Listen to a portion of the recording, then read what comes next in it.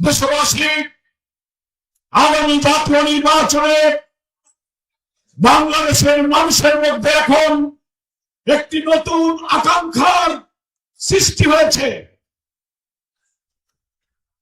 24-এ গণ অভ্যুত্থানের পর সহস্রাধিক জীবন, হাজার হাজার মানুষের রক্ত এবং ত্যাগের বিনিময়ে আমরা যে নতুন স্বপ্ন দেখেছিলাম, সেই স্বপ্নের সুফল আমরা ইনশাআল্লাহ পৌঁছাবার জন্য মানুষের দ্বারে দ্বারে যাওয়ার চেষ্টা করছি।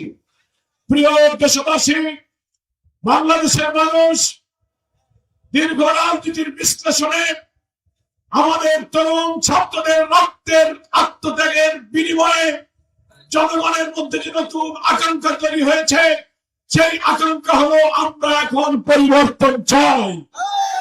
স্বাধীনতার 54 বছরে যারা দেশ শাসন করেছেন, 3টি দল দেশ শাসন করেছেন, সামরিক বাহিনী দেশ শাসন করেছেন, কোন দল বলতে পারবে না বুকে হাত দিয়ে যে আমাদের শাসনের সময় আমাদের মন্ত্রী, এমপি, প্রধানমন্ত্রীরা দুর্নীতির অভিযোগ থেকে কখনো মুক্ত ছিল। একথা কেউ বলতে পারবে না।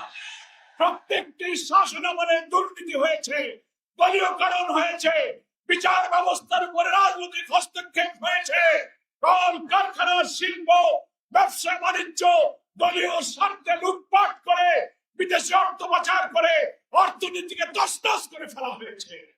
ফলে 54 বছরে পুঞ্জীভূত ক্ষোভ আজকে গণবিস্ফোরণ আকারে আগামী 26 ফেব্রুয়ারি নির্বাচনে একটি নতুন বাংলাদেশের স্বপ্নের পাটাতন তৈরি করেছে।